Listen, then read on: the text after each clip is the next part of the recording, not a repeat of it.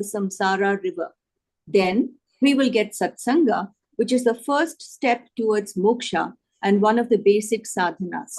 The famous shloka from Bhaja Govindam, starting with Satsangatve Nissangatvam, clearly says that satsanga leads us to moksha.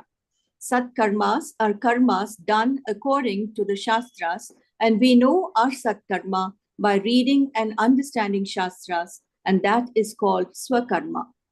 Shloka 32 explains that a compassionate guru will teach you the method of Vedantic meditation.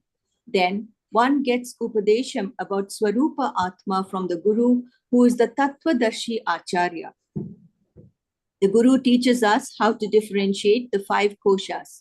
Knowing, separating, and discriminating these 5 sheets from Atma, the seeker attains the ultimate realization, Ananda. This is how Vedanta Upadesha begins from this level of understanding. Shloka 33 explains that these koshas are the 5 sheets of Atma, and they cover our knowledge and create confusion. We identify ourselves with these koshas. We should reveal the Atma, because by not knowing Atma, one will get into this cycle of birth and death. One becomes subject to this transmigratory cycle because the body has a limited lifespan, and when the body completes its karma, we leave the body. Just as we change our vehicle when it becomes inefficient, we take another birth, and it is called transmigratory life, because this does not stop until you are liberated. Shloka 34, 35, and 36 discuss the 5 koshas. The 5 elements grossified from those 5 bhutas is the Annamaya kosha. Next comes the Pranamaya kosha, which is a part of the subtle body. In Pranamaya kosha, there are 5 pranas and 5 karmendriyas. Shloka 35, the Manomaya kosha is with Sattvika Jnanendriya and sense organs. The character of Manomaya is the mind that doubts everything. We must remember that this Manomaya is needed for meditation. Thinking that the mind should always be in ekagrata is often wrongly understood, and Swamiji explained the problems with that. Then that becomes the disease of the mind.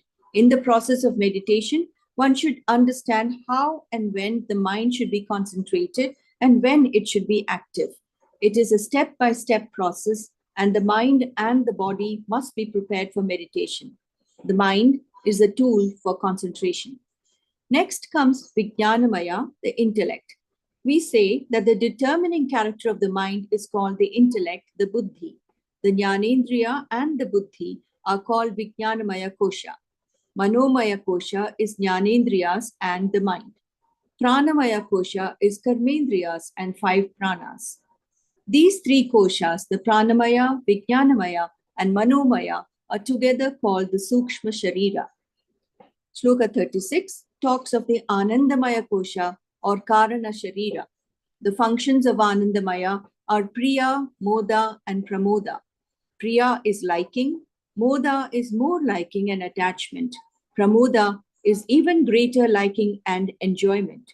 These are the vrittis, the functions of Anandamaya. Atma identifies or feels one with these koshas, so you are unable to separate yourself from Annamaya kosha.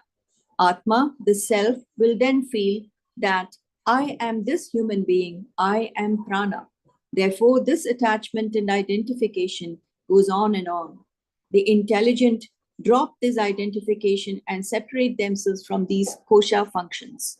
Allow them to function as they do and be like the person inside the vehicle without identifying with the vehicle. We have the choice. Whatever we want, try hard, and in the next birth, we will get a good family and a good body to do sat karmas, and then there is a chance. This is how the identification with the body goes. From the next shloka, Vidyaranya Swamigal discusses the anvaya-vyatireka system or theory. This is how we can separate these 5 koshas from the Atma. From the 37th shloka, Atma is distinguished from Panchakosha by anvaya-vyatireka bhyam. It means that when something is present, then something else is absent.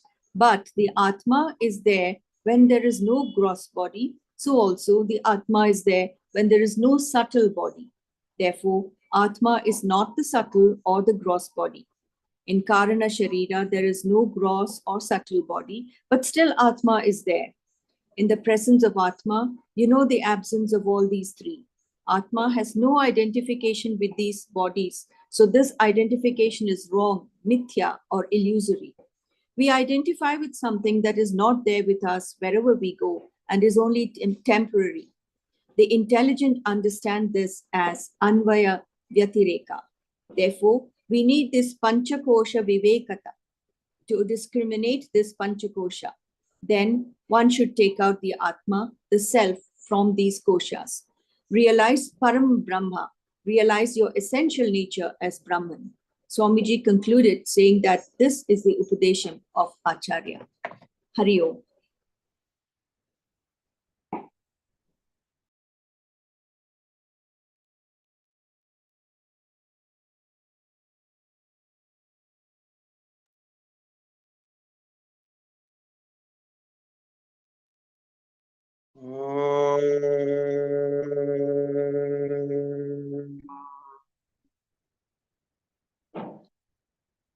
Shrutismritipurananamayam karunalayam namami bhagavat padam shankaram lokashankaram Shankaram Shankaracharyam Keshavam Badarayanam Sutra Bhashya Krito Vante Bhagavanto Punah Punah Ishvaro Gururatmeti Murti Bheda Vibhagine Vyomavadvyaptadehaya Dakshinamurtaye Namaha Shri Dakshinamurtaye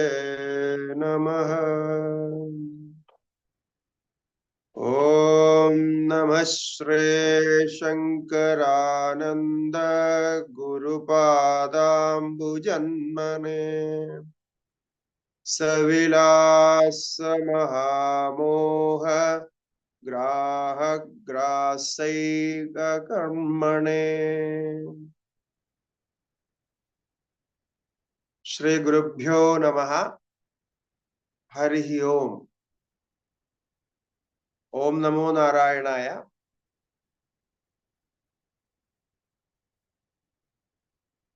We have started the discussion on Anvaya and Vyatireka. This anvaya-vyatireka method of understanding is actually a logic used for the mananam, contemplation of all this what we study. So this anvaya-vyatireka is a logic like we can normally understand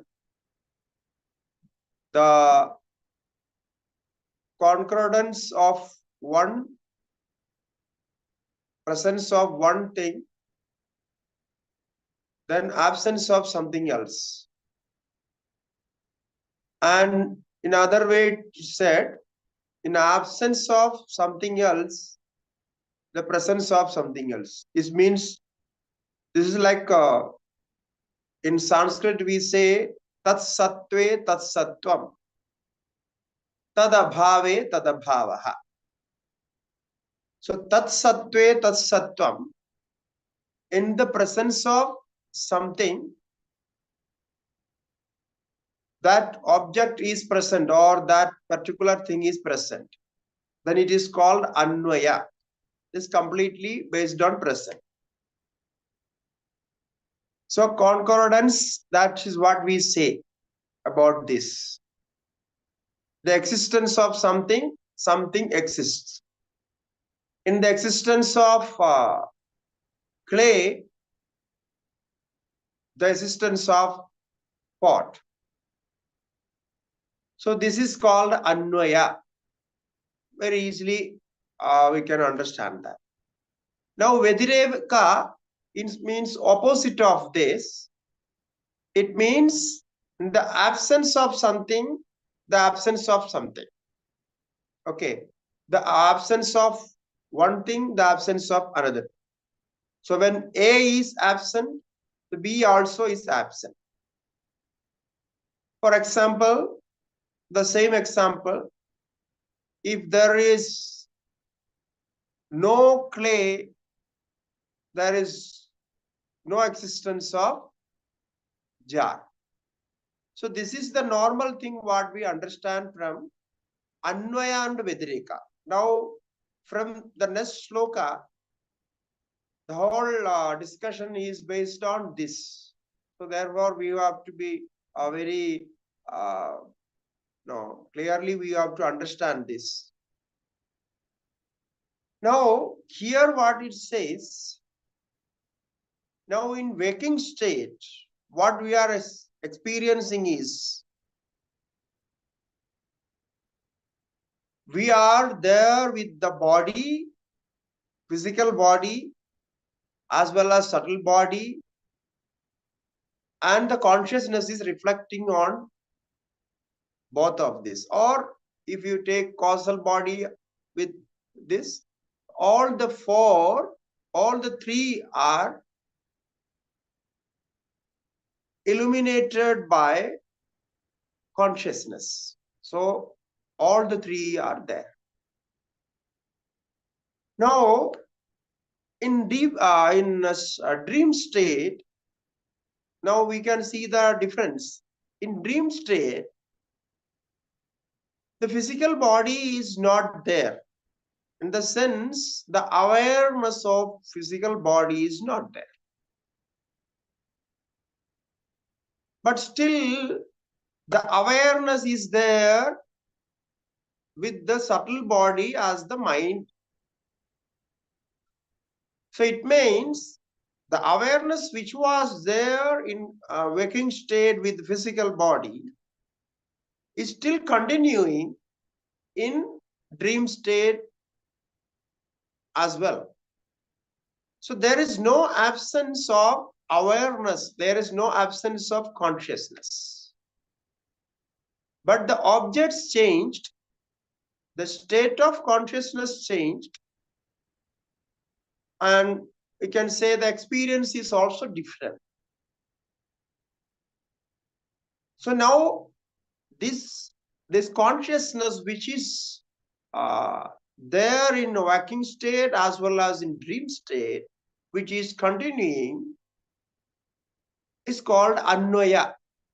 Anvaya means the presence of that is still there. And when we go to deep sleep, still the presence is continued of that awareness. It means in deep sleep, the problem is we don't have any objects there. The functional mind is not functioning there. Therefore, there is no objective awareness, objective cognition. The cognitive mind is sleeping, but the awareness is still there. So now you see, in the absence of waking state, physical body, the absence of subtle body, mind and elements, in the absence of all this, still the awareness is there with its own existence. Now, these three states are common to all. Common to all the sadhakas and who study all this Vedanta, or who are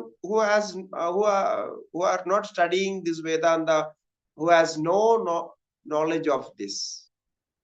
Anything, any difference or this thing, this is not there. For them also, this awareness is still there.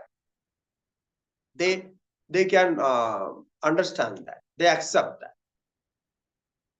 Now, beyond this, there is a fourth stage where this deep sleep is also not there.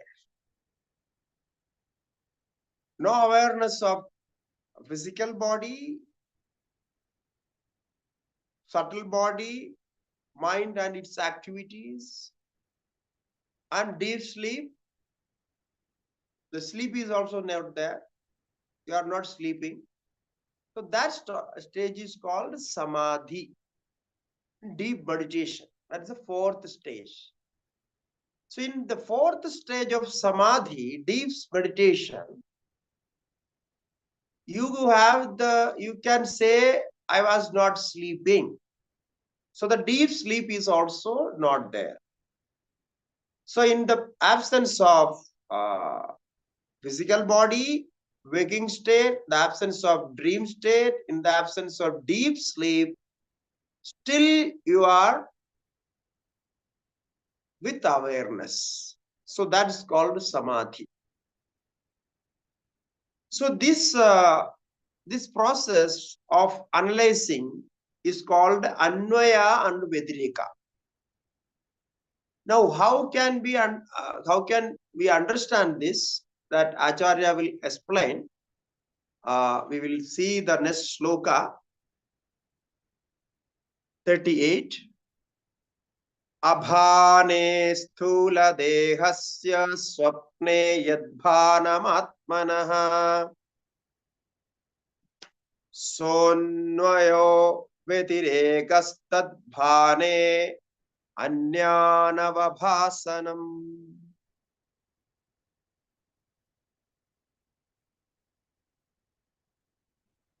So abhane sthula dehasya swapne yad bhanam atmanaha swanvayaha vyatirekaha tadbhane anya anavabhasanam. So now here the Acharya is defining what is anvaya and what is vyatireka. It is a technical thing we have to understand for the sake of other analysis what we are going to do. So therefore the definition is necessary. What is anvaya meant by and what is vyatireka. So it says swapne sthula dehasya abhane atmanaha yad bhanam. So anvayaha. This is the what is say the connection of words, anvaya. So swapne, in dream state, sthula dehasya abhane, the physical, the absence of physical body, or the physical body is not experienced there. Abhane. So swapne sthula dehasya abhane atmanaha yad bhanam. The experience of Atma is there in dream state. So this is called anvaya. So experience of Atma means you are experiencing something in dream without physical body, without physical activities. So the experience is there. We are taking the experience as the proof of our awareness, the continuity of our awareness. So atmanaha yad bhanam. So that is called anvaya. So the existence of the consciousness when the body does not exist. This is the simple sentence we can say. The existence of consciousness when the body does not exist. That is called anvaya. The word meaning of anvaya is present or coordinates. That is called anvaya. Now, what is Vyatireka? It says, Tad bhane anya ava anavabhasanam Vyatirekaha. Tad bhane, in the presence of Atma. Now, in deep sleep, if your mind is one with Atma, or mind is concentrated with Atma, so tad bhane anya anavabhasanam, other things, gross body or whatever the other awareness of body does not exist. That is called Vyatireka. Means the non-existence of the body when consciousness exists is called Vyatireka. Now, if you write these two sentences and see, you will be wondering how to find the difference, because both the sentence means the same. No? So the existence of the consciousness when the body does not exist is called anvaya. This is the first one. Okay. The second one says the non-existence of the body when consciousness exists is called Vyatireka. So Vyatireka means absence. So non-existence means absence. So the non-existence of the body, of the physical body, when the consciousness exists is called Vyatireka. So when consciousness exists, if you are concentrated, your mind is one with consciousness, then there is no existence of body, bodily awareness. You got this point? Because when your mind is concentrated with Atma, then no other awareness can come. So only Atma is there, you are one with Atma. Therefore, all other existence goes. You don't remember anything else. That is what it means. Now, when mind goes out, mind is externally active, then the awareness of objects comes, then you know what are those objects. So this awareness continues with the objects. So this is the Vyatireka here. So now, whenever the objects are not there, the knower of those objects is still there with the experience. That is called Vyatireka. The non-existence of body. It means body is there. You are with the body only. Body has not gone. But the awareness is not there. That is the meaning here. So non-existence of the body, when the physical body is there, then the consciousness exists there. Then you know what is the experience of the consciousness. So this can be experienced in the next stage of deep sleep. So we are experiencing the non-existence or absence of physical body and mental body, subtle body.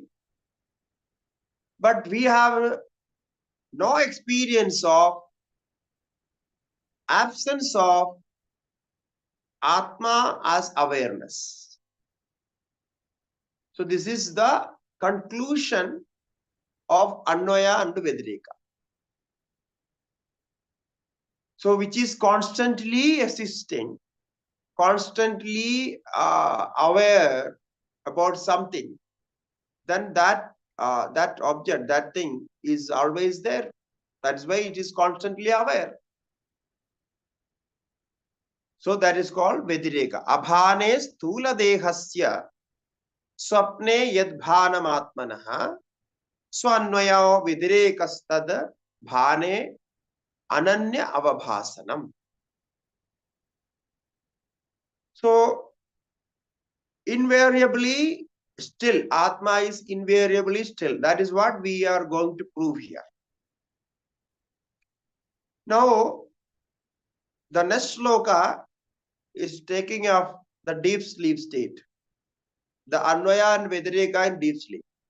In dream state, the anvaya is shown by compared to physical body, and vyatireka is also shown with the physical body. The absence and presence. The absence of physical body, presence of Atma. In the absence of physical body, Atma is present.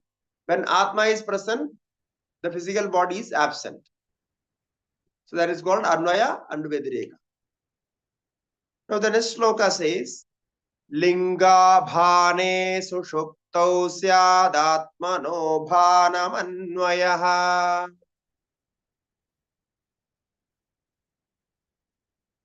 Vyatirekas tadbhane lingasya bhanamuchyate. The linga sushuptau. Now the next state of awareness is deep sleep. In the state of deep sleep, sushuptau, linga abhane. When absence of subtle body, when there is the absence of subtle body, linga abhane. Atmanaha bhanam syat anvayaha. The awareness of existence of Atma, or bhanam means awareness. The awareness of Atma is called anvaya. Same thing, what we discussed in waking state compared to waking state, same thing is continued here. Only the difference is, here we are talking about subtle body, mind, prana, and all those connected with the mind, ego, intellect, and all those. So they are absent in the sense they are not active in deep sleep. That we already have the knowledge of this. So this is called anvaya. Then what happened? Now you just imagine there is absence of physical body, there is absence of mind and other part of the mind. Mind is not working there, no thought process. Now what is there? Even then, you know yourself. You know yourself, you are aware about yourself, you experience your own existence. But this is called anvaya. Now, the two-way argument, the anvaya and vyatireka, this is called a two-way argument method to establish the presence of Atma in all states. So the two-way argument for the same position, for the same state. Now, like when we take deep sleep, this is a position where we experience Atma as well as the absence of two other states, two other bodies, namely physical body and subtle body. Okay, this is a position. Now, this experience in this position cannot be denied. the awareness of that Atma cannot be denied. If we cannot deny it, what does it mean? It means, though there is absence of two bodies, I am experiencing that. My existence is there. That is what it proves. So this is the conclusion is the same, even in the waking state and dream state and deep sleep. The conclusion is the same, because all these states, Atma is continuing there. We called as a sutra, as a thread. The substratum is always there. Bodies come and go. They change their position. They change their stages. But Atma never. Now, it means, you have to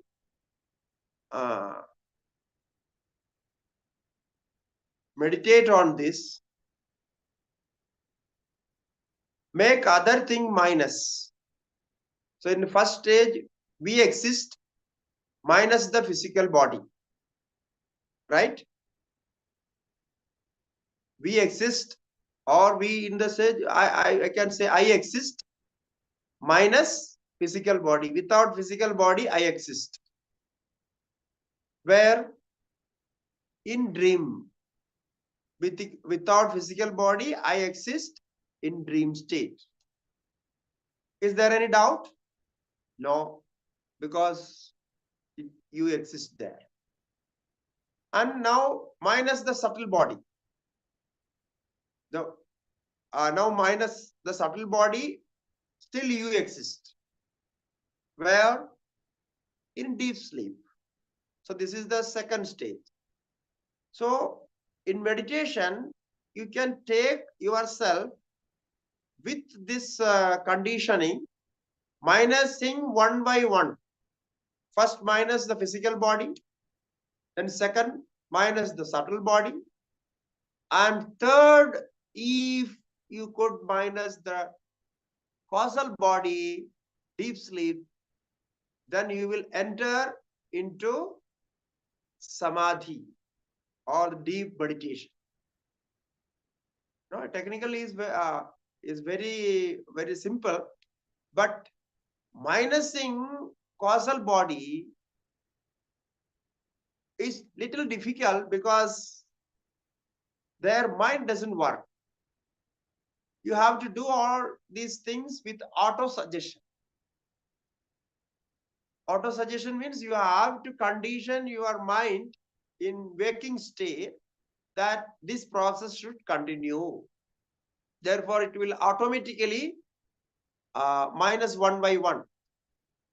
If you could minus all these three bodies, detect them, detach them, then the experience is called deep meditation or samadhi. So there is only awareness exists. That is called Turiya Avastha. It's called Turiya. So now once we gotten rid of all these bodies, we are separated, then the real experience of Atma exists there. So this is, by this logic, we call it as anvaya-vyatireka, two-way argument of presence and absence. This is called anvaya-vyatireka, two-way arguments of presence and absence. So this is how it is in the second, this sloka 39. Now it is continuing with the 40th sloka. Tad vivekad Tasyu kosha pranamanoodhiyah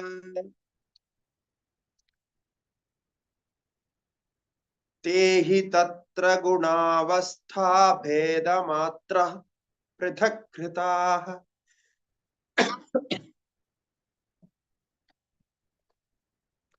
Tad vivekad viviktat syuhu. Now, what is the direct benefit of this anvaya-vyatireka technique? It is said in this sloka, tad vivekad, by this discrimination technique, prana manodhiyaha, pranamaya kosha, manomaya kosha, and vijnanamaya kosha. These three we already know. So these three koshas, viviktaha syuhu, will be separated.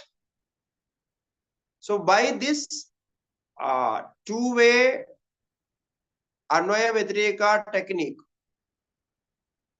we could discriminate, separate pranamaya, manomaya, and vijnanamaya from us. The identification will be separated. It means you will observe, you will see those three pranamaya, manomaya, and vijnanamaya as objects separated from you. Now, pranamaya, manomaya, and vijnanamaya, in this stage, we are identified with that, identified with all these three.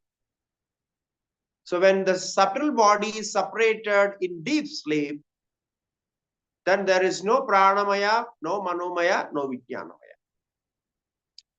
And this is the process, or this sadhana, we have to perform in waking state only. Because in deep sleep, you are not going to do anything. So the force behind our sadhana will lead us to this stage. That is why I said auto-suggestion. So we study about this, we understand about this, then we apply into our life. We practice that. If the understanding, if the study is correct, or you completely accept that what you studied, and you believe in that it will happen, this is the reality, it is going to happen. If you accept that, this acceptance will give a force to the mind to go further. Therefore, the Shraddha, we call it as Shraddha. Shraddha means this acceptance. Accepting what the Shastra says, what the Guru says. So this is how we train our mind by this auto-suggestion. People will say how we can just believe Shastra, what Shastra says is right or wrong, how can we believe it? Here, not just believing. Here, the belief has some logic, some reasoning. By those logics, we make the belief into reality. So for that, one needs Shraddha, complete acceptance of Shastras and Guru Vakyas. Here the Shraddha is going to lead you to this stage. Because as you know, if at all you understand that deep sleep state is without subtle body, without physical body, that is right. That is a natural process. You understand it, accept it. But how you are going to experience that? How you are going to take that experience as sadhana. This will happen only by Shraddha of this Shastra Vakyas. So, Pranamaya, Manomaya, these three koshas are discriminated or separated from Atma, from the self. So, how it is separated? Now you are not identifying with those. This is the separation. And this all process is happening in waking state. Like now we are talking about this in waking state. We are going to meditate on this in waking state only.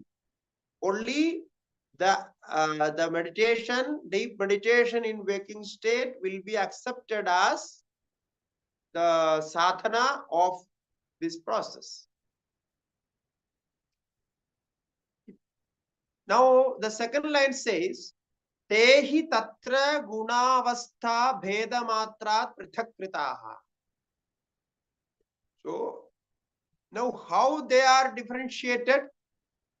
These three states, pranamaya kosha, manomaya kosha, and vijnanamaya kosha, how they are differentiated says, on the basis of guna avastha bheda matrat. On the basis of the proportion of three gunas. Because these pranamaya, manomaya, vijnanamaya, they are all consisted by gunas only. Teen gunas. Sattva, raja, stama, they are the content of these stages, these koshas. So now, on the basis of those gunas, the variant proposition of those gunas, these three stages are differentiated. For example, in pranamaya kosha,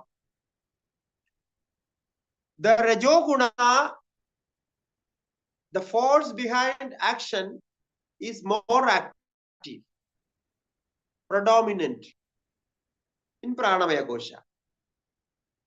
In manomaya kosha, compared to pranamaya kosha, the sattva, or we can say malina sattva, the impure sattva, which is helping you for knowledge, is active. That is predominant there. Since it is malina sattva, it is bringing all the doubting and confusion, all these things, because the clarity of thought is not there. The clearance is not there. And the third state, buddhi, vijnana, intellect. The intellect is having the sattva guna. The sattva guna then in its original form, the pure form. So the compared to mind, intellect has a pure sattva guna.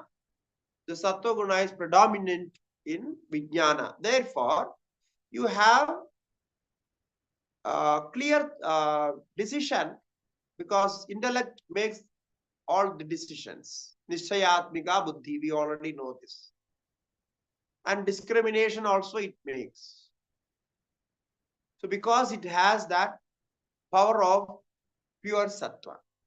So when it is more purified, it goes in greater level of purification.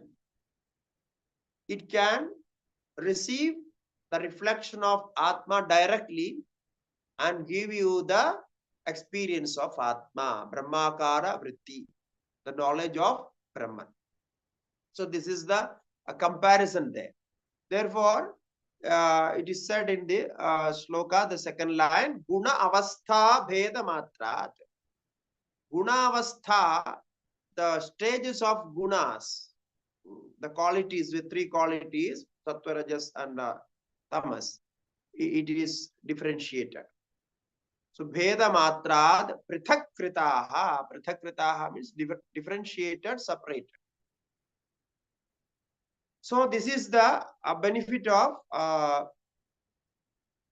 what you say, the Sushupti Avastha analysis, deep sleep analysis. So here you can separate these three.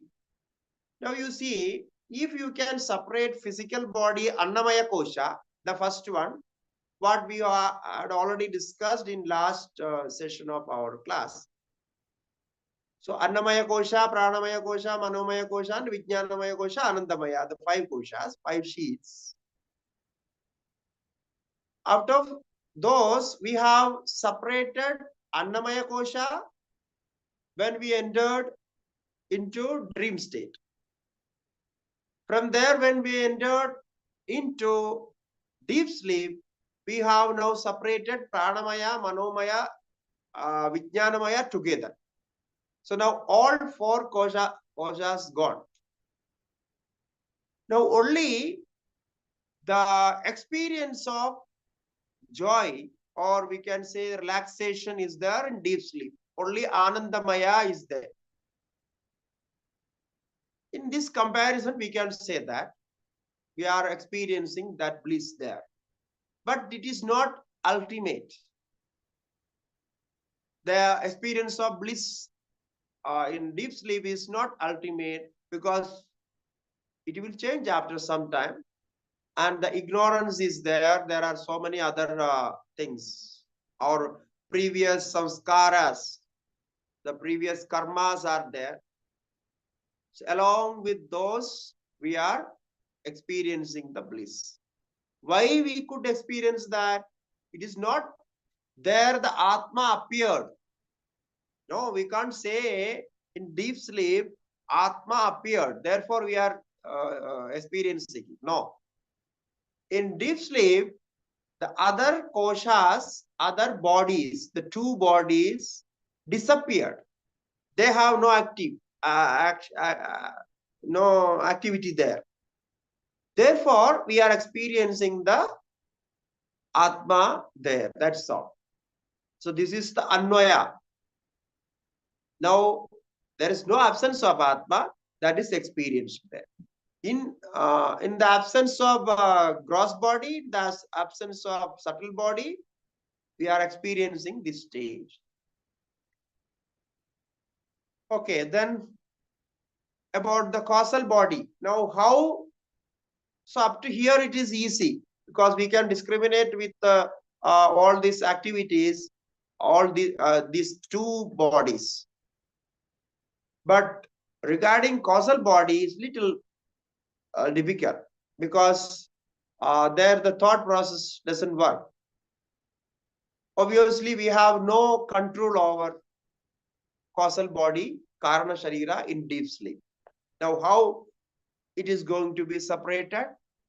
Now you see, here here where we need more practice of deep meditation practice.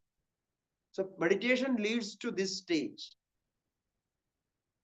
The 41 shloka. Sushuptyabhane bhanam tu samadhavatmanonnoyaha vedirekastvamatma bhane sushuptyanavabhasanam. The shlokas, all these 4 shlokas, similar, wordings are similar. The idea conveyed is also similar. Only the stages are different. Okay. Samadho, in the state of samadhi. What is samadhi? Deep sleep, a deep meditation state. In that samadhi, what happens? Sushupti abhane. Sushupti, deep sleep, is also negated or absent. Now in that samadhi, Sushupti abhanam. Abhanam means deep sleep is not there. Then Atmanaha bhanam. but still Atma is there. Atma is there without ignorance. So the deep sleep state, we are unaware about what is happening. We have no thought process there. Therefore, we have to change that state into higher state as samadhi. In that deep meditation state, you are aware about yourself. You know yourself. How you know yourself? Without body, without mind, without this causal body as ignorance. Nothing is there. You are just pure consciousness. The existence and consciousness is there. You are aware about that. So all those have no activity, no connection with that. So therefore, sushupti abhane bhanam tu samadho atmanaha anvayaha. This is called the third anvaya of Atma. And what is Vyatireka? Absence. Absence means Atma bhane. If Atma is present, then it means you have the awareness of Atma. Then you are waking. This is the real waking state, where you don't perceive anything outside. There is no thought. Even mind is not working. This is the real waking state. We call it as Turiya. So Atma Bhane, if that, in that state, if Atma is experienced, or we can say whenever Atma is experienced, there is the absence of all other things. Here in this stage, particularly Sushupti Anavabhasanam. So Sushupti Anavabhasanam, absence of Sushupti, persistence of Sushupti. So this is the causal body discrimination. So now how to reach this point? Now for that, Acharya is giving an example in the next sloka, the famous example, next sloka. Yatha munjadishikevam atma yuktya samudhritaha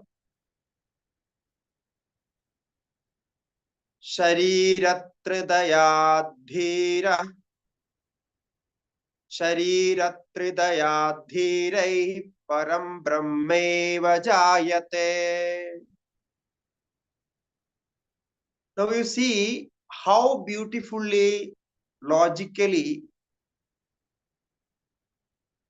our Vidyaranya Mahaswami takes you to the 4 stages, and the 4th stage is called Turiya Brahma. He says very directly, as no, you can just practice it and achieve it. Because he has that practice, therefore, is very clear with this. In 5 slokas, he brought us to the stage of Turiya by this comparison technique. This is the beauty of Pancadashi. In the whole Pancadashi, you can see this clarity. Though it is little deep, in the sense you have to very carefully, with full concentration, you have to follow. Then only you will get the point. But it's there. Once you understand that, you will enjoy it. So that is the beauty of this. So now you understood how we could change our awareness, existence in different stages of physical body and subtle body and causal body.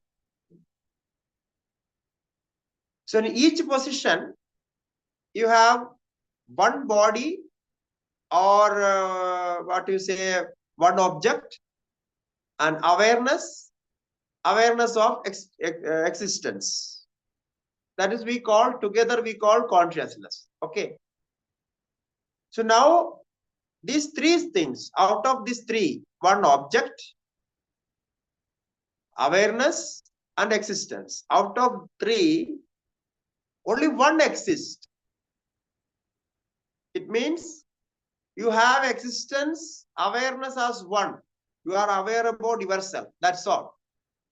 So no object as body or anything else. Even this Vedanta is not existing there. Okay. It is only in waking state, if you learn this and make your mind ready for that practice. So till then, this Vedanta will work. After that, this Vedanta doesn't exist there. Only Atma exists. So now, how to do this? He says, should be a very profound practice. You have to put your full concentration for a long time. Then you will get this idea.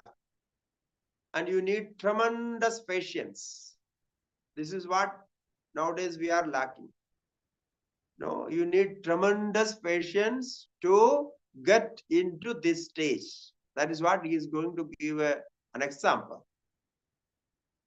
Yatha munjad ishika evam atma yuktya samudhritaha. Evam, in this manner, what is already discussed. Atma yuktya samudhritaha.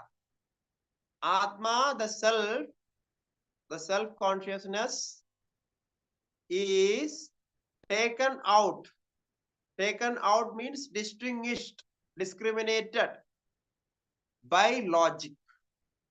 So the Acharya says, now I have shown you how logically you can separate yourself from this bondage of all these three bodies. Now I have shown you this. So, evam atma yuktya samudhritaha. From where? Shariratrayad. From where you distinguished, from where you discriminated Atma from these three bodies. You have taken out Atma from three bodies. Shariratrayad. So if you could do that, then you are Dhirai. Who could do that? Only brave sadhakas with determined mental, intellectual power. You can do this. So it means you need patience. You need concentration. You be ready for a long time practice. Okay. Whatever comes as an obstruction, you have to remove those. So, dhirehi param brahmaiva jayate. Then he says, I guarantee you, you will become Brahma. Param brahmaiva jayate. If you could separate these three body, and as I said with this logic, then you will be in that Brahma consciousness. So, param brahmaiva jayate. So now, what you understood from this? This body consciousness is separating ourselves from the original self-consciousness. whenever body consciousness comes, the self-consciousness disappears. Like anvaya-vyatireka, absence and presence. When body consciousness comes, then this self-consciousness disappears. So body consciousness and self-consciousness now anvaya-vyatireka. And when self-consciousness comes, the body consciousness disappears. This is the summary of all this discussion. Now in physical body, in waking state, you have a physical body as an object. If you have that physical body consciousness, awareness, you are unable to realize the self-awareness there.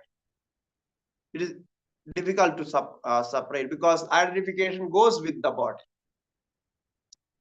And in waking state, there is much chance that mind is going with the body because all the 5 sense organs are working in waking state.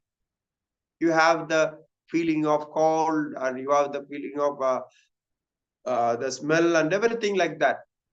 So therefore, the consciousness goes out, reach out to the objects for the experience. Okay, so this is the practice. Now, one example is given for this meditation. Yatha munjad ishika evam. So this example is there in Upanishad. Munjad ishika. This munja is a grass. It's called munja grass. In English only we know the botanical name. Sacharam bengalens. Something like is the name of in English. Munja sweet cane. You can see in dictionaries and find out what is the munja grass. Okay. So this Sacharam bengalens is it is used for our ritual purpose. This munja grass. For that, they take out the spongy stalk from that leaf of that grass, because this grass has like stump leaves, stump leaves, long leaves. So from those leaves, they take out, they separate its stuff from that, stalk from that. That is called ishika, spongy stalk in the middle and in the core of that. What called we call it pith, the internal part of that. And then it is very difficult to take out.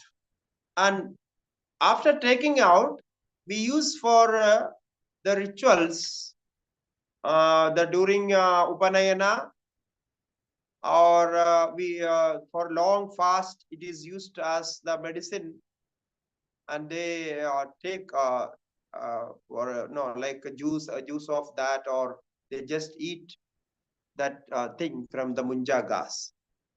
So in Upanayana Sanskara, Upanayana ceremony, threads from the holy thread ceremony, what we do.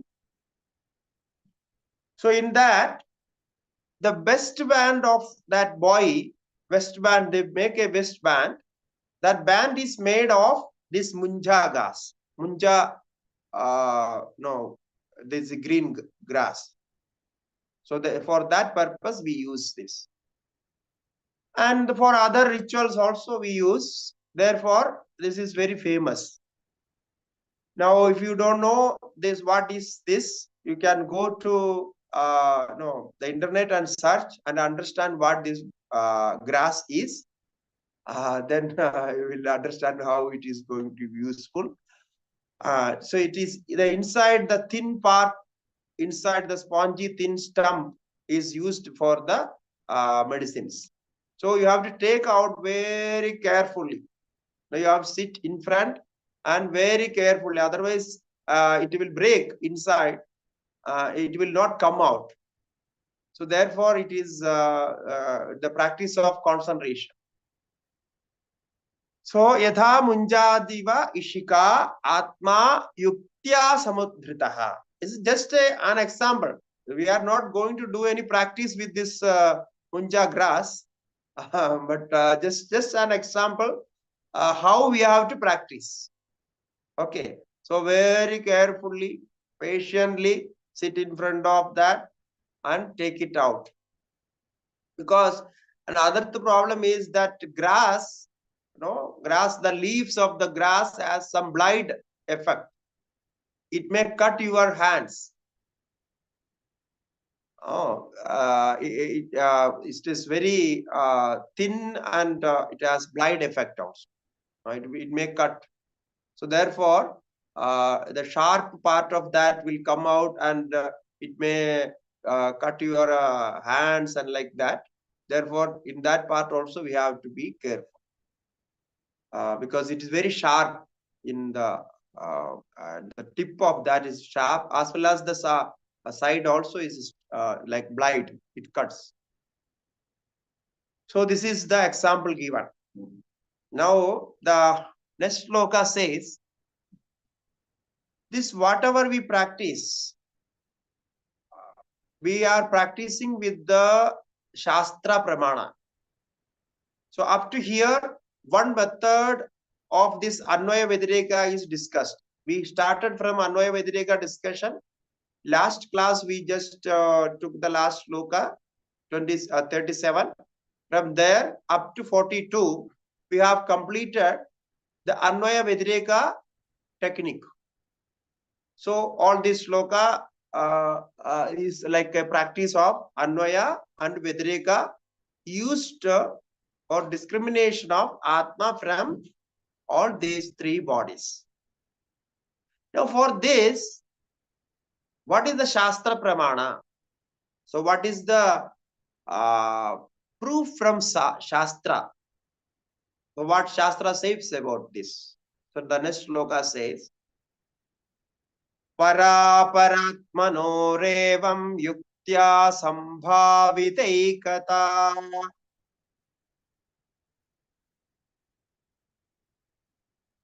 Paraparatmanorevam yuktya sambhaviteikata.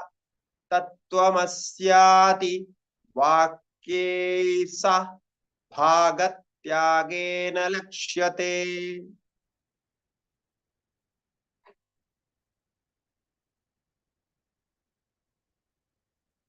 Paraparamano evam. In this way, what we already discussed, evam parapara atmanoho, para atma and apara atma, the supreme consciousness and the individual consciousness, or Brahma, Jiva. Para is Brahma and apara is Jiva. Brahman is supreme consciousness,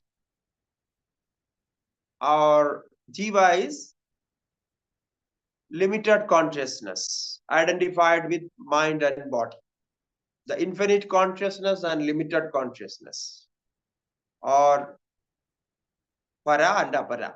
So para apara atmanoho evam ekata yuktya sambhavita. What we have discussed now is the oneness of Brahman and Jiva, the all-pervading consciousness and this individual consciousness. Whatever we were discussing, we are discussing only this. So now, how this individual consciousness, which is suffering from birth and death, can be identified with all-pervading consciousness, infinite consciousness. So that is ekata. So sambha ekata. How we proved it? By yuktya, by establishing through reasoning, through logic, through different logics. So we have used one logic here. It's called anvaya and vyatireka. You have to practice this word, anvaya and vyatireka, because we will be using this word for further studies. Okay? So pronounce and practice. Anvaya and vyatireka, presence and absence. No, when A is present, B is absent. When B is absent, A is still present. So like that, it's very simple, but very useful. So with this anvaya-vyatireka technique, we have established the oneness of ekata, of oneness of Paramatma and Jivatma, supreme consciousness and individual consciousness. Okay. Now, this is what the Tattvamasi Vakya says. Tastvamasyadi Vakye sa Bhagatyage lakshate. Now, another technical word comes, Bhagatyaga. Now, Tattvamasyadi Vakye sa. How you understand this? Says it is from the Upanishads, Tattvamasi, that thou art. You are that Brahman. You are that Sat. This is from Chandogya Upanishad. The Chandogya Upanishad is Samavediya Upanishad. It is from Samaveda. The third Veda, Samaveda. Rigveda, Yajurveda, Samaveda. So, part of Samaveda, we have Chandogya Upanishad. And in that Chandogya Upanishad, this famous sentence comes, Tattvamasi. It means you are that. Now, you are that, or normally we say that thou art in Old English. So you are that, you can say. So Tattvamasi. So Tad, what does it mean by Tat? Tad means that. Tvam means you. Asi means are. So that thou art. So Tattvamasi. Now, how it is possible? So Tattvamasyadi Vakya saha. Because that consciousness or Brahman or the creator, whoever made, that is there and I am here. So that thou art, that Tattvamasi, that Brahman, the creator is me. I am that creator. It's very difficult to understand. It cannot be understood. Therefore, we have to follow a technique to understand this. The logic, proof. Now we will start regarding that. So that technique is called, named as Bhagatyaga. Now you have to remember another word, Bhagatyaga. So that was Anvaya and Vyatireka. Note down all this and remember one by one. Then only after this you will be a scholar of Vedanta with all these technical terms. So Bhagatyaga, Bhagatyagena lakshate. So here the problem is, now we are going to solve that problem. The problem is, there is a big contradiction. The contradiction is that Brahman, the creator, that creator is omniscience, omniscient creator, Sarvajna. And he has all the powers to create, to protect, to destroy. He has all the power, imminent power. And this body, as I am, I have no power for creation. I cannot destroy anything. I cannot even solve a problem in my house. I cannot even understand what is happening in my body. So now I have no knowledge. No, whatever knowledge I have, it is for just for earning some money. So to protect ourselves, that's only knowledge I have. But I don't know what is happening in my body, what is happening outside. So I cannot do anything. So this is my situation. And there that omniscient creator is omnipotent, omniscient, and he has all the powers. So now how I can say I am that? Aham Brahmasmi. I am that Brahman.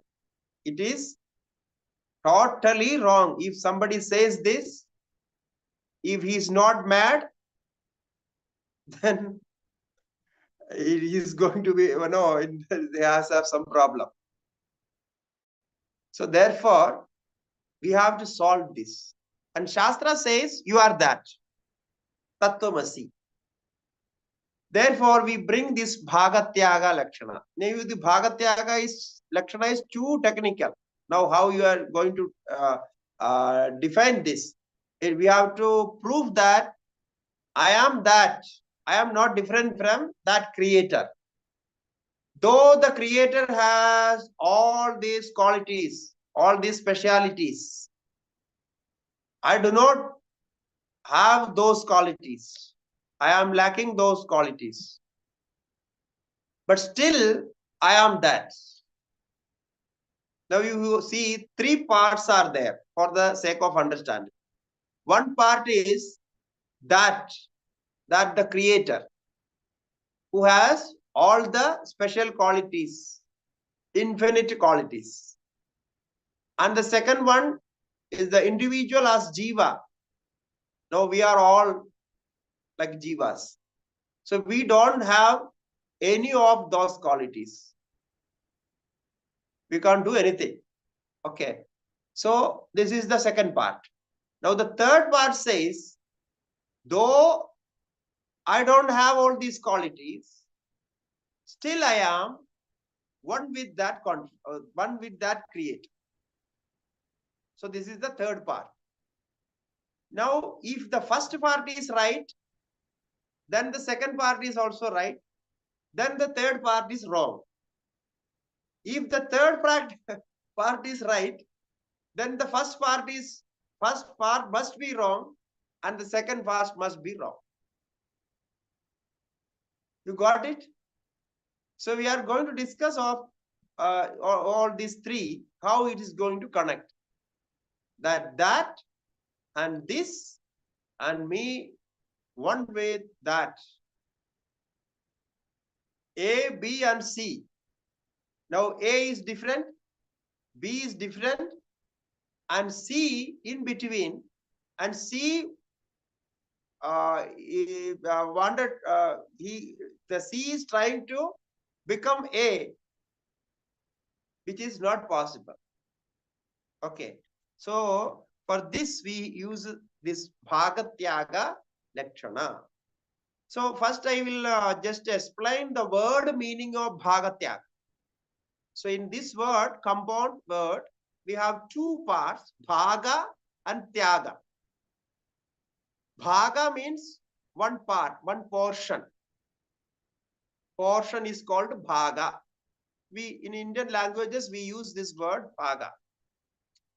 Bhaga means part, portion. Tyaga. Tyaga means giving up.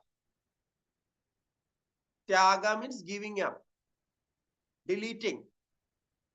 It's called Tyaga. So now, what does it mean? giving up a portion. Bhagatyaga means giving up a portion. So one part is given up. So what part is given up? Irrelevant part is given up. Or the contradictory adjectives, qualities are given up. Why? Because we have to make the A and B as one. Now A has some special qualities, and B also has some special qualities. If the qualities of A and qualities of B are contradicting, if those qualities are there, then they can't be one. No, it is everywhere is like that. Like no two persons, like one girl and one boy, they want to marry, they want to be together, live together. Now the boy has some special qualities or some bad qualities, some good qualities, and this girl is also having some bad qualities and good qualities, but they have some common understanding or some common qualities too. Okay, so then what we will do, what they should do, they should no give up, or they should compromise. Nowadays this word is used as compromise. Actually it is not right, because life should not be a compromise. Life should be very open and enjoyable. If we are compromising, then the problem will be there. But for the understanding, we can use the word compromise. So now that boy should compromise with the qualities of the girl, and the girl also should compromise with the qualities, good qualities, bad qualities. I am taking together as qualities. Okay, then they can live with their common qualities. Okay, when the boy or girl, if any of one gives importance or more importance to their qualities or their bad qualities or good qualities, then the common qualities cannot be there. Then the relations breaks. Then there is no relation. So similarly here also we have to adjust. We have to do some compromise here, because the Jivatma is one with Paramatma, but Paramatma, the qualities in Paramatma and qualities in Jivatma, they are contradicting. If they are there, it cannot be one. So therefore, Bhagatyaga, with this, we remove all these contradictory qualities from both. We make it irrelevant, or we dispose them, separate them, remove them. Then take the common quality, the common nature of both, which is there in that creator Brahman as well as the individual. Now, what is that common quality? The common nature of both is Sat Chit Ananda. Okay. The Brahman is also has existence, consciousness, and bliss. Right? And this individual is also has existence, consciousness, and bliss. And these three, as nature of the essential nature of Brahman as well as Jiva. So they have a common ground where they can be joined, where they are one. Okay. So wherever you see some differences, some problem, some opposition, some contradictory, then you have to see what is common there. So find out that common element, then you can easily connect those two things. So this is the theory we use in science also. We use this theory. So common factors connects, and what is not common, that should be removed. So this is what is happening now in this Tattvamasi sentence. In a sentence, if you take this Tattvamasi sentence, what it says, you are that. Okay. So you are that, in that you and that have some contradictory problems. So in a sentence, the contradictory sentence, removing the incompatible part of that, removing the incompatible part of that sentence, it's called Bhagatyaga. Because we have to remove one part, one portion. So we remove the contradictory part from that. And retaining the common factor is called Bhagatyaga. We retain the common factor in that sentence. So in I am that, or thou art, that thou art, you are that. In that, what is common? You and that has the common quality as the consciousness, existence, and all this. So this is the Bhagatyaga. And this Bhagatyaga is also called Jahad Ajahad Lakshana. Okay. So we will talk about this in next session, because already we have crossed the time. And yeah, we have to again discuss, because this is going to be the main discussion on this part. So next we will take 10 minutes to again to discuss this, repeat all these techniques.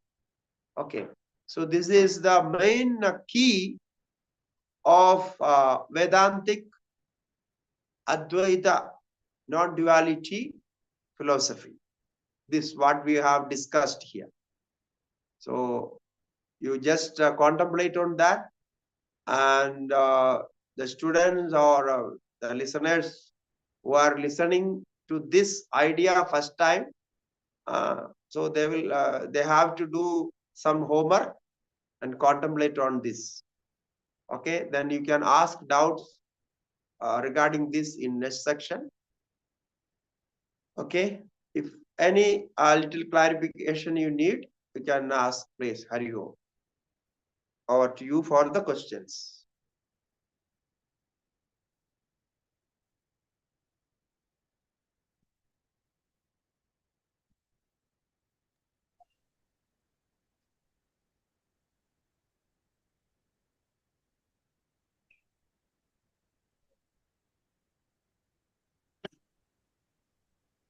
If anyone has any questions, please raise your hand on the chat box.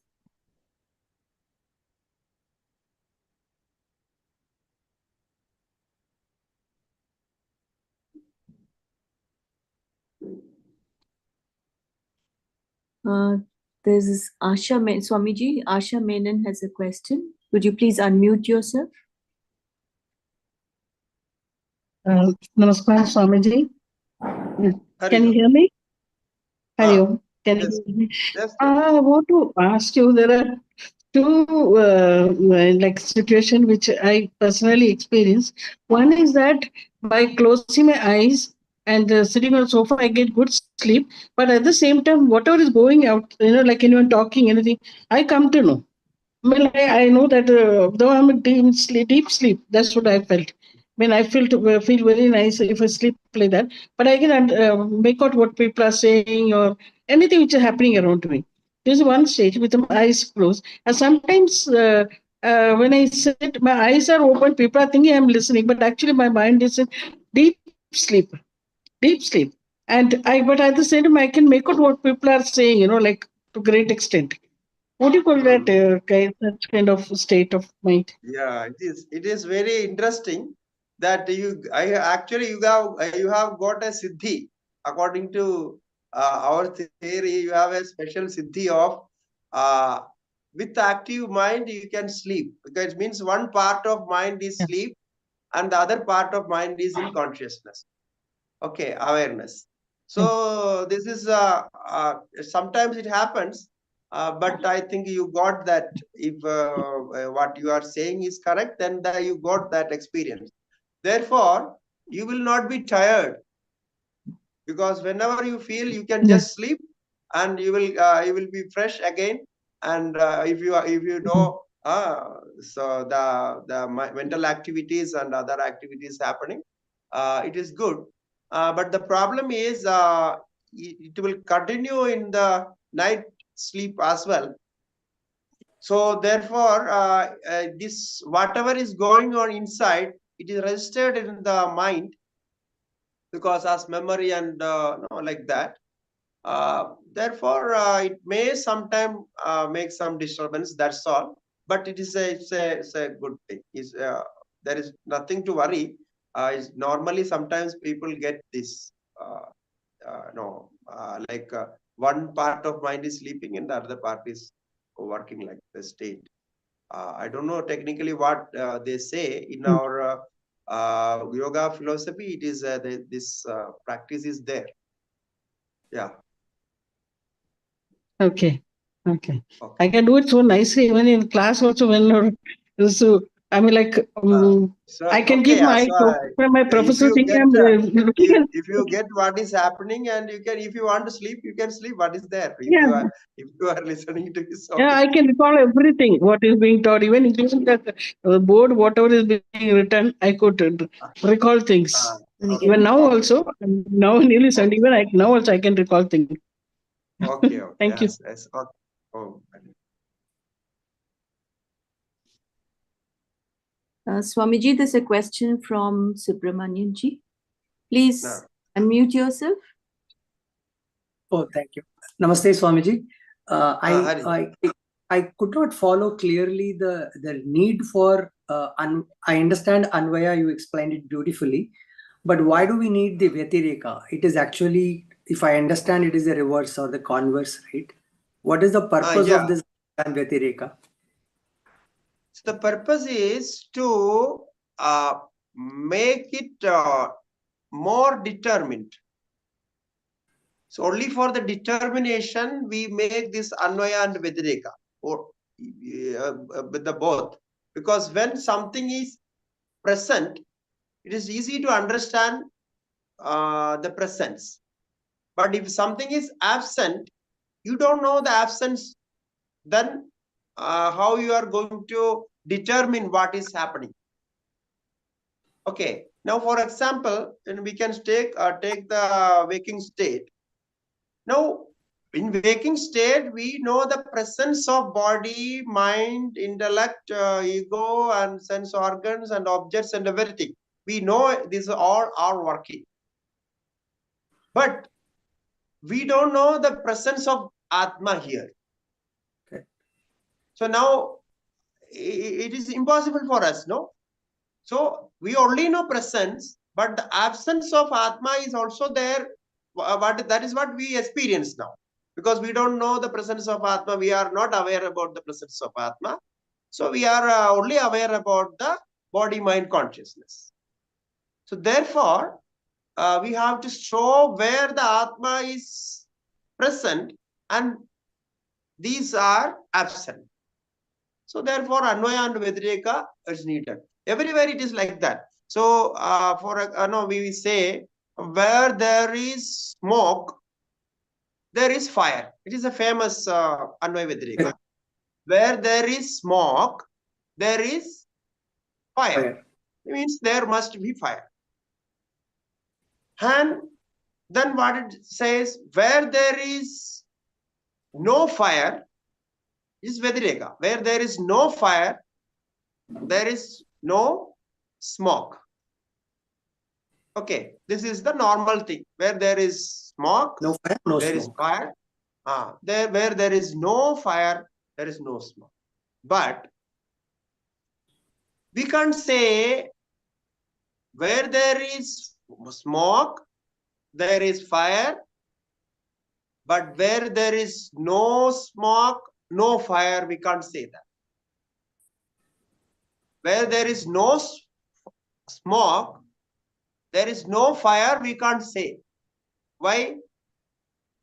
Because in gas stove, There's no smoke.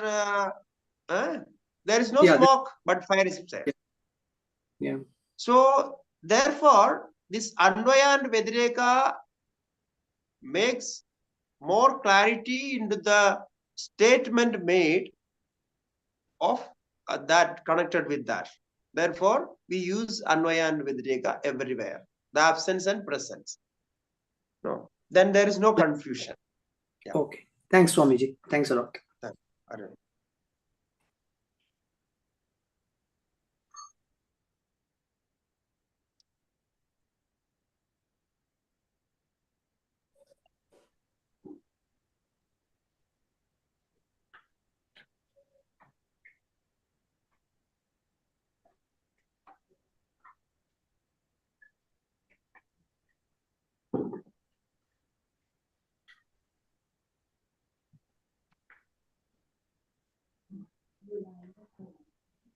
Any other question?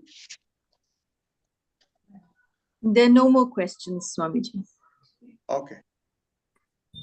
So can we conclude?